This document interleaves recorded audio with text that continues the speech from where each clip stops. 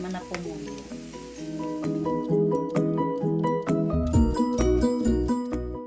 Hello po. Gagawa po ako ngayon ng okoy na papaya. Balatan po muna natin. Tingnan nyo naman po, ang liit-liit po. 382 grams po itong papaya. Babalatan, kaya medyo liliit pa.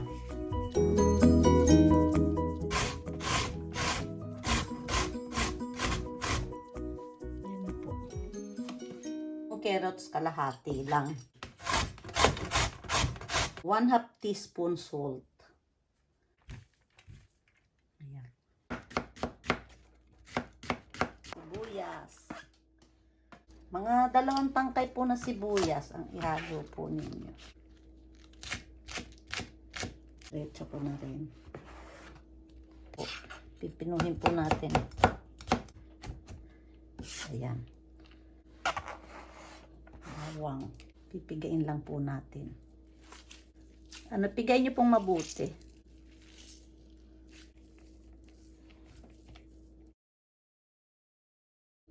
One-half teaspoon na pamintang durog.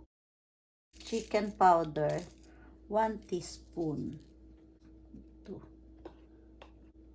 3. Haluin po muna natin bago natin lagyan ng itlog. 2 tablespoon bagoong alamang. 2 tablespoon lang po. Isa lang. Halo.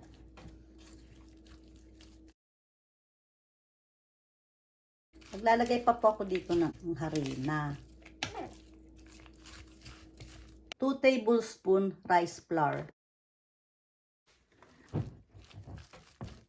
Ayan. Hindi po tayo naglagay ng tubig. So, okay na po. Yung bawang, sibuyas, cilantro. Optional po ito. Gusto ko lang po may ganito. Mabango.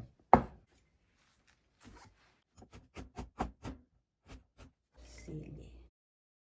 1/4 paminta. 1 teaspoon asukal. 1 teaspoon soy sauce. 1/2 cup na suka. Yan. Pwede na po yan. Ayan po natin din sa dulo.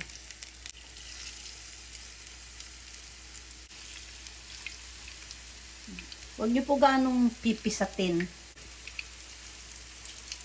Ayan. Ayan.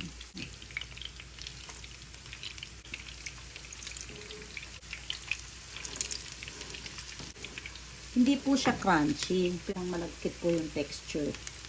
Ayan. Ituhin lang po natin. Ayan. Hawak ko po yung kawali. Nararamdaman ko po yung pagkulo pa nung gulay. Tumukulo pa po sa loob. Kaya ibig sabihin, hilaw pa. Ayan.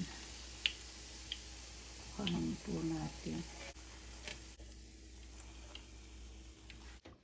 Yan po ang ating okoy. Ayan, ang suka. Ayan. Kayo po, kung gusto po ninyong malutong, i-flat po ninyo, tsaka ilubog po ninyo sa mantika. Ayan. Tadakimasu. Pangkanin po yung timpla ko ngayon. Hindi naman po maalat. Ang sarap.